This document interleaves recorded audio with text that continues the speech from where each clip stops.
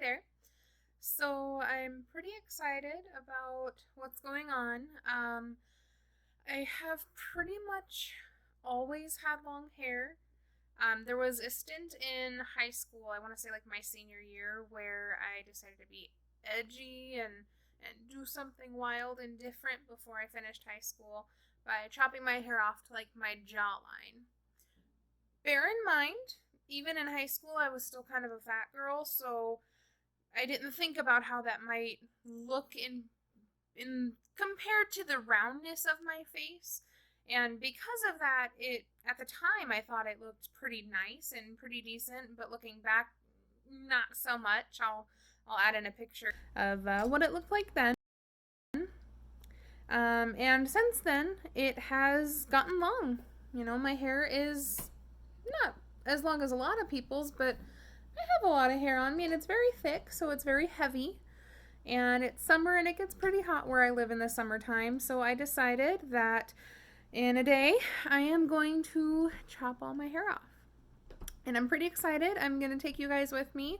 And I might not be able to get video of while it happens, but I am going to get, obviously, a before and an after once it's done. So the next time you guys see me, my hair should be shorter, and I will be about 5 or 10 pounds lighter, hopefully.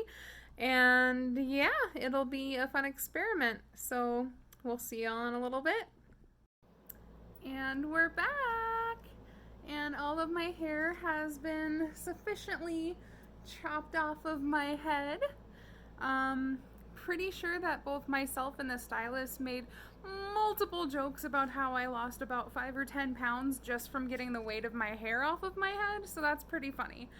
Yeah, I really like it. The bangs need to grow out just a touch more before they actually do what I want them to do, but I'm not going to complain by any means. I think it looks really nice. They did a good job.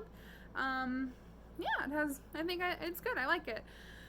One of the other things that I did want to kind of look into also in doing this video is the psychology behind cutting our hair and why it's such a big deal to some people and why it can make such an impact. I know in a lot of movies and TV shows, we see so many times where the female character goes through something traumatic, or, sorry, my dog's playing with me while I'm filming.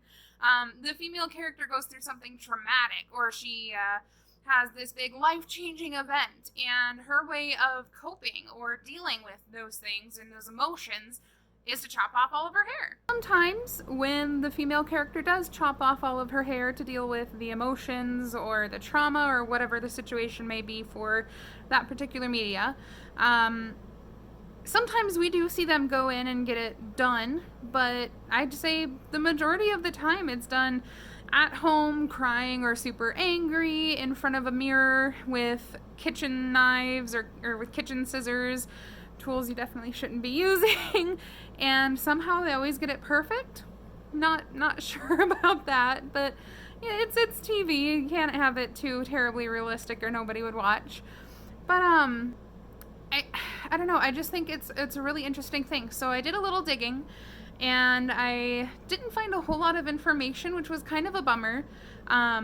I was a psychology student when I was in college, and I like looking at the psychology behind why people do things and what are the motivations and in what way do these things actually help us and why do they help us.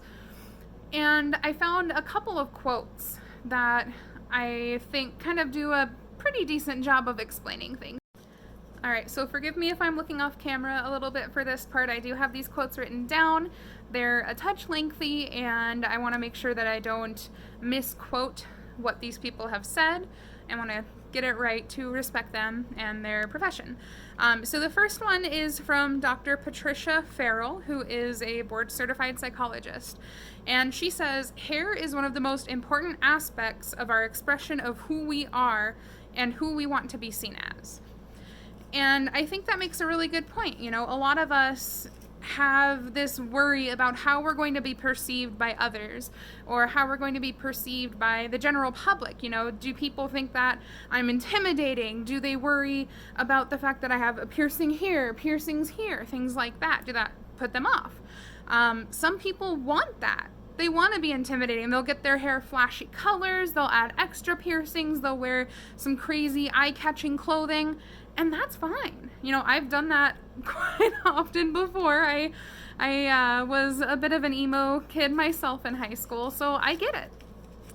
But I feel like no matter who you are, even if you're someone who likes to think that you don't really care about how you're perceived by the general public or the people you work with or who you interact with on a day-to-day basis, deep down we all care a little bit.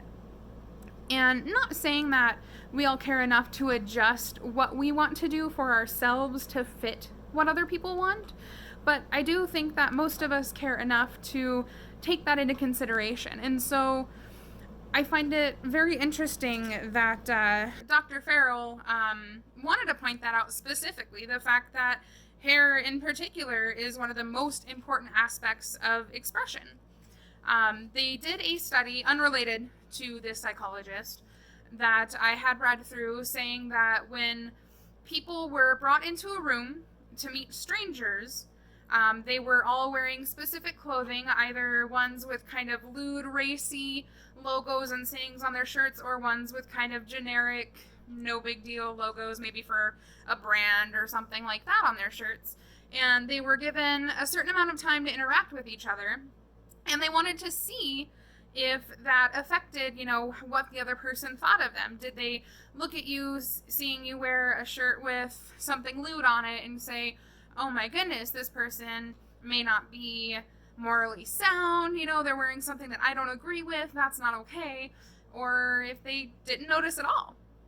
And interestingly enough, there's this thing called the spotlight effect in the world of psychology, where we think that people are paying all sorts of extra attention to us, the way we look, the clothes we're wearing, the way our hair is done, and that they're nitpicking all of our little flaws. Oh, I have a pimple here, I have a hair here that's misplaced, or oops, my shirt was tucked into the side of my pants.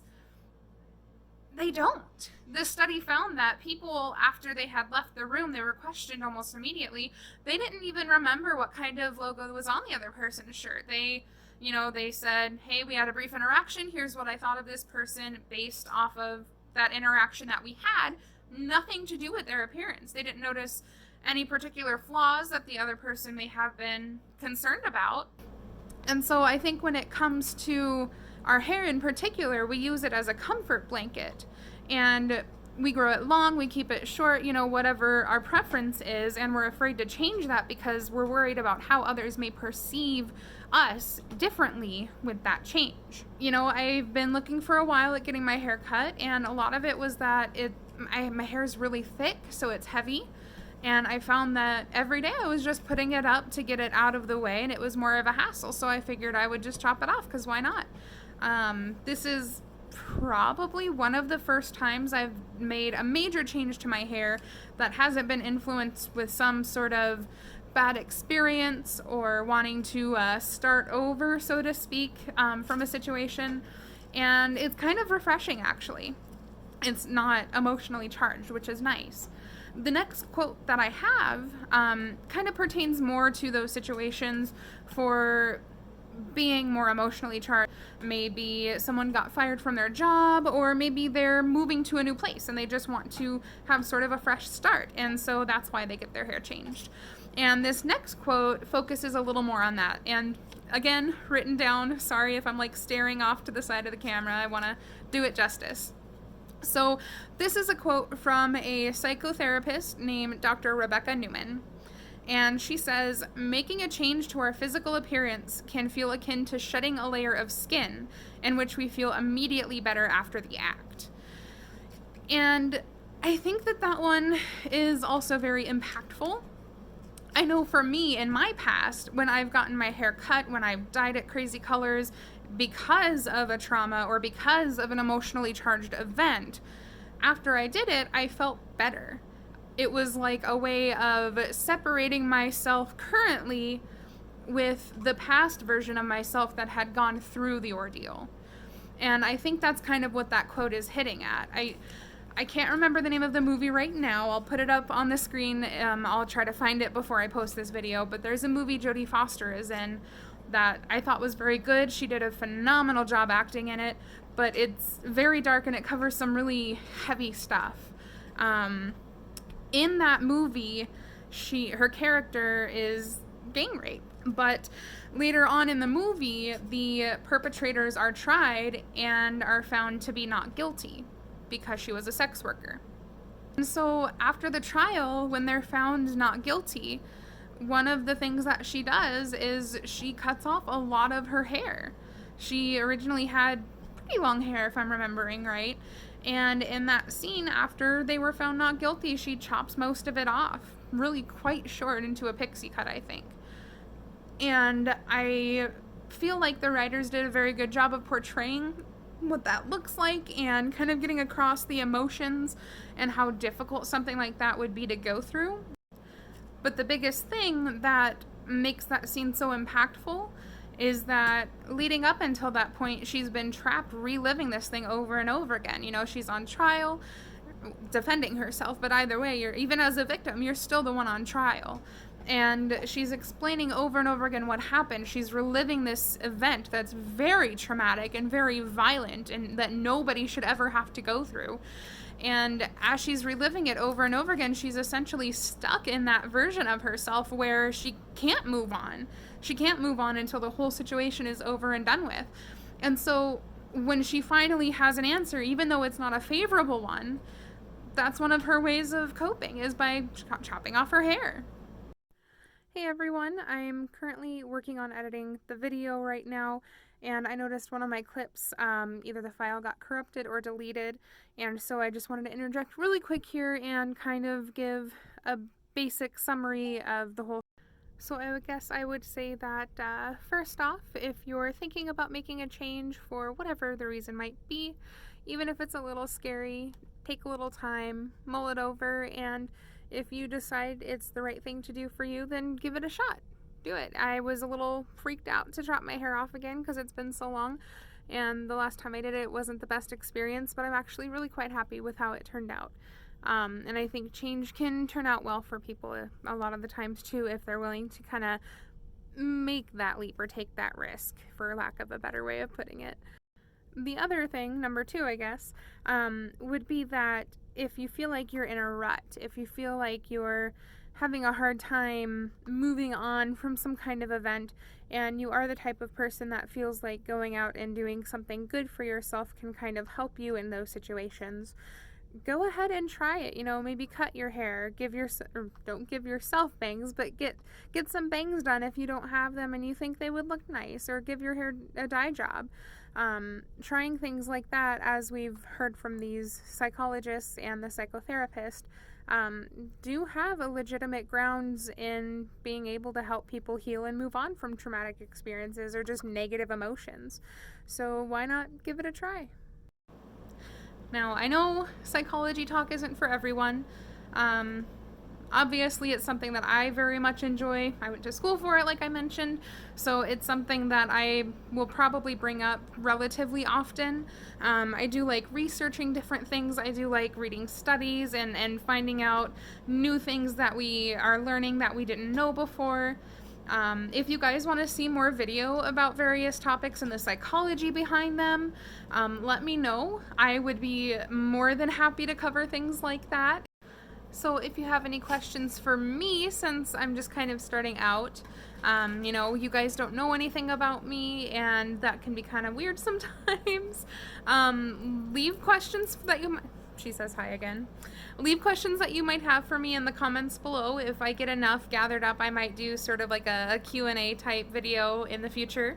And yeah, I hope to see you all in the next video. Bye.